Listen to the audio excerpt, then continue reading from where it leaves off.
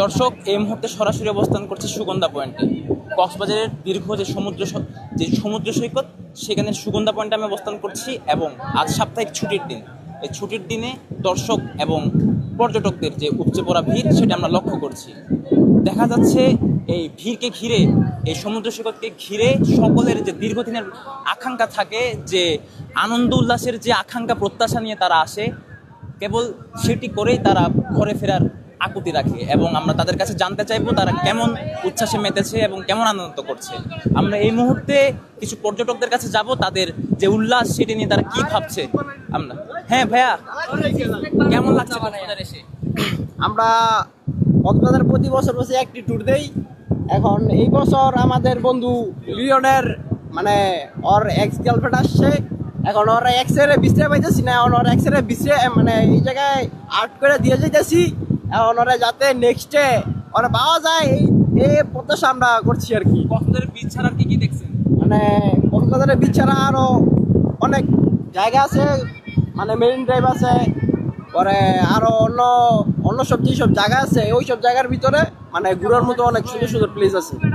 আমাদের প্রতি বছর একটি ট্যুর দেওয়ার মতো অনেক সুন্দর একটি জায়গা। হ্যাঁ ভাইয়া, কেমন লাগছে কক্সবাজার এসে? তো ভাই আলহামদুলিল্লাহ ভালো ভাই, প্রতি বছরই আমরা আসি, এবারও আসি ভাই। আমাদের বড় ভাই সামির মোহাম্মদ জনি ভাই আমাদেরকে প্রতি বছরই পাঠিয়ে থাকে।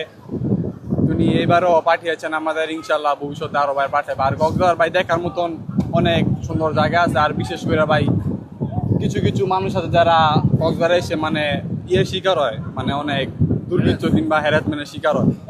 এই সব দিকগুলো যদি প্রশাসন একটু ভালোভাবে দেখে, তাহলে ভাই এই কক্সবাজারটা ভাই বিদেশি পর্যটকরা ভাই আরো ভাই আসবে, এই প্রত্যাশা আমি করছি। হ্যাঁ, কেমন লাগছে ভাই? আলহামদুলিল্লাহ এখন পর্যন্ত অনেক ভালো লাগছে। আমরা প্রতি বছর আসা হয়, বাট যে ভাই এই কথা বললো, এই জায়গায় অনেক হ্যারাসের শিকার হইতে হয়। এই জিনিসটা যদি প্রশাসন দেখে তাহলে আরো অনেক মানুষ আসবে। আমরা দেখতে পাচ্ছি তারা যে সমুদ্রের বালি আছে সেটি নিয়ে তারা কিছু শিল্পকর্ম করছে এবং তারা এটি নিয়ে খুব আনন্দ উল্লাস করছে। যে বালি নিয়ে যে ছোড়াছুরি করে তারা একে অপরের সাথে বন্ধুত্বপূর্ণ যে সুলভ আচরণ সেটি করছে। আমরা পর্যটকদের থেকে জানতে পেরেছি যে পর্যটক হয়রানির যে বিষয়টা কক্সবাজারে দীর্ঘদিন যাবৎ অভিযোগ উঠছে, সেটি নিয়েও তাদের কেবল একই অভিযোগ আমরা আবার শুনতে পেরেছি, যে পর্যটক হয়রানির যে অবস্থা এবং যে ব্যবস্থাপনার যে ঘাটতি, এটি নিয়ে তারা বলতে চাচ্ছে। আমরা এখন আমাদের সহকর্মী বিশ্বজিৎ মল্লিকের কাছে চলে যাব। তিনি এখানে সকাল থেকে বিভিন্ন কাজে এই সমুদ্র সৈকত সুগন্ধা পয়েন্টে অবস্থান করছে। আমরা এখন সরাসরি তার কাছে জানতে চেষ্টা করব আজকের আবহাওয়া এবং সার্বিক পরিস্থিতি নিয়ে। হ্যাঁ বিশ্বজিৎ মল্লিক, কেমন আছেন? খুব ভালো আছি।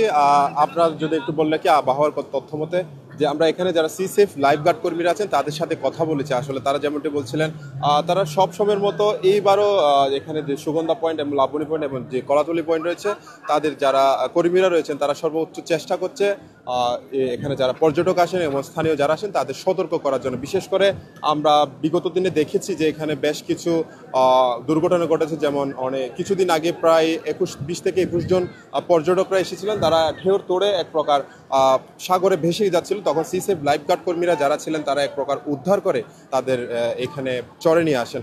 বিশেষ করে তারা বিশেষ কিছু বার্তা দিচ্ছেন। তার মধ্যে কিছু হচ্ছে, আপনাদের যদি বলি, এখানে বেশ কিছু গুপ্ত খাল রয়েছে। সেই গুপ্ত খাল এবং যে রিপ কারেন্ট সৃষ্টি হয়, সেই রিপ কারেন্ট এবং গুপ্ত খালে পড়ে গিয়ে অনেক যারা পর্যটক আছেন যারা এই বিষয়ে জানে না বলতে গেলে, তাদের এই বিষয়ে সতর্ক করছেন। অনেকে আবার এই সতর্ক নিয়ে তারা হাঁটু পানি দিকে গোসল করছেন। আবার অনেকে আছে যারা জানে না।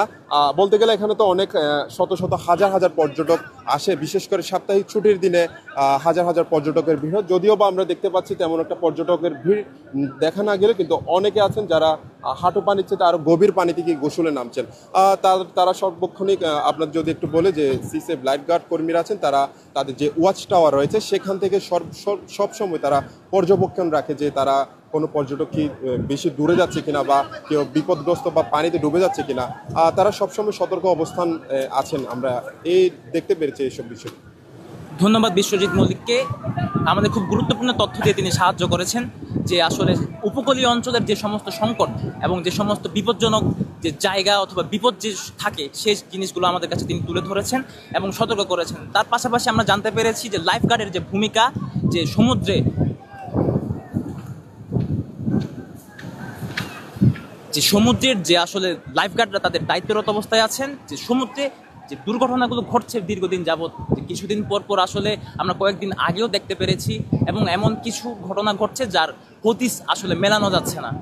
এই কারণগুলোর জন্যেই লাইফগার্ডরা আসলে যথেষ্ট পরিমাণ ভূমিকা পালন করছে এবং সতর্ক করা যাচ্ছে যে আসলে বৈরী আবহাওয়ার যে সংকেত থাকলেও কক্সবাজারের সমুদ্র সৈকতে যে আসলে আবহাওয়ার জনিত যে সতর্ক সংকেত ছিল অথবা যে বিষয়গুলো ছিল সেগুলো আসলে কাটিয়ে উঠে এখন রোদ দেখা যাচ্ছে আকাশে। তার পাশাপাশি আমরা কিছু বিপজ্জনক এলাকা হিসেবে চিহ্নিত করা কিছু পতাকা দেখতে পাচ্ছি। এগুলো আসলে বিপদ সীমার চিহ্নিত করার জন্য এই পতাকাগুলো ব্যবহার করা হয়। আমরা এই মুহূর্তে আবার বিশ্বজিৎ মল্লিকের কাছে জানতে চাইবো কেন এই বিপজ্জনক এলাকার চিহ্নিত করে এই পতাকাগুলো বসানো হয়েছে। হ্যাঁ বিশ্বজিৎ মল্লিক, লাল পতাকাগুলো বসানোর পেছনের কারণ কি? আমরা যতটুকু জানি এই যে বিপজ্জনক এলাকা বলে যে লাল পতাকা দেওয়া হয়েছে, সেই লাল পতাকাগুলো বিশেষ করে দেওয়া হয় যেখানে আপনার এখানে যে গুপ্তখাল এবং এই যে জায়গা জুড়ে যে এখানে একটি ছড়া বা বলতে গেলে আঞ্চলিক ভাষায় ছড়া বা গুপ্তখাল হয়, সেই গুপ্তখালে অনেক সময় হয় কি একটি স্রোতের সৃষ্টি হয়, যে স্রোতে পড়লে মানুষরা সচরাচর ওখান থেকে উঠে আসতে পারে না, যেটা একটি টানেলের মতো হয়ে যেখানে মানুষ পড়লে তাদের এক প্রকার টেনে নিয়ে যায়। আর এই যে জায়গা জুড়ে যেখানে দেখতে পাচ্ছেন এখানে আশেপাশে কিন্তু পতাকা দেওয়ার আরেকটা কারণ হচ্ছে এখানে যারা সিসেফ লাইফগার্ড কর্মীরা আছেন তাদের অবস্থান হচ্ছে আরেকটু দূরে। তাদের আসলে তেমন একটা বড় এরিয়া তাদের পর্যবেক্ষণ করা তেমন একটা সম্ভব না, যার প্রেক্ষিতে তারা এই জায়গাগুলোতে বিপজ্জনক যে পতাকাগুলো দেওয়া হয়। ধন্যবাদ বিশ্বজিৎ মল্লিককে। আসলে আমরা যা জানতে পেরেছি যে বিপজ্জনক এলাকা চিহ্নিত করে এই লাল পতাকাগুলো দেওয়া হয়েছে একমাত্র চিহ্নিত করে রাখার জন্য, যে এই এলাকায় পানি আসতে পারে, জোয়ার ভাটার সময় বিভিন্ন ধরনের দুর্ঘটনা হতে পারে, এবং এলাকাগুলো সিসেফ লাইফগার্ডের নিয়ন্ত্রণের একটু দূরে হওয়া সত্ত্বে তারা চিহ্নিত করে দেওয়ার জন্য এবং মানুষকে সতর্ক করার জন্য এই পতাকাগুলো দেওয়া হয়েছে। সবচেয়ে গুরুত্বপূর্ণ একটি বিষয় হলো যে আসলে সমুদ্র সৈকতের আবর্জনা আমরা দেখতে পাচ্ছি বিভিন্ন স্থানীয় এবং বিভিন্ন বিক্রেতা, বিভিন্ন পর্যটক একটি বিষয়ে বারবার অভিযোগ তুলছে, সেটি হচ্ছে পরিচ্ছন্নতার ব্যাপার। আমরা দেখতে পাচ্ছি এখানে বিভিন্ন রকম প্লাস্টিক, যেটি আসলে সমুদ্রে যাওয়ার পরে ভালো ফলাফল হয় না, সেটি মাইক্রোপ্লাস্টিকে পরিণত হয় এবং সেটি এক পর্যায়ে গিয়ে আসলে আমাদের জলবায়ু এবং আবহাওয়া এবং সমুদ্রের জন্য খুব বিপজ্জনক হয়ে দাঁড়ায়।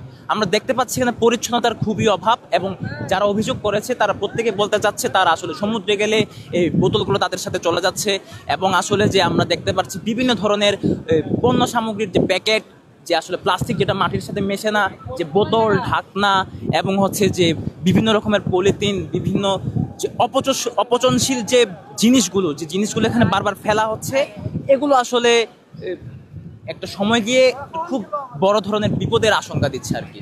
এখন আমরা দেখতে পাচ্ছি এখানে নিরাপত্তাজনিত সমস্যা নিয়ে অনেক অভিযোগ তুলছে, অনেকে যে হয়রানি, যে হেনস্থা অথবা যে জোরপূর্বক আসলে যে সেবাগুলো অনেক বিক্রেতারা বা অনেকেই দিতে চায়, সেগুলো নিয়ে যাদের অসন্তুষ্টি, অনেক বিষয় আমরা আসলে জানতে পেরেছি।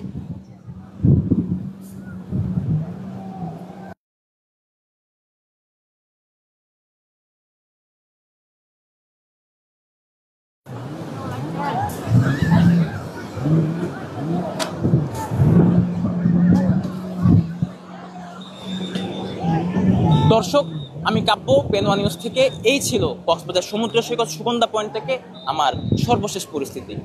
ধন্যবাদ।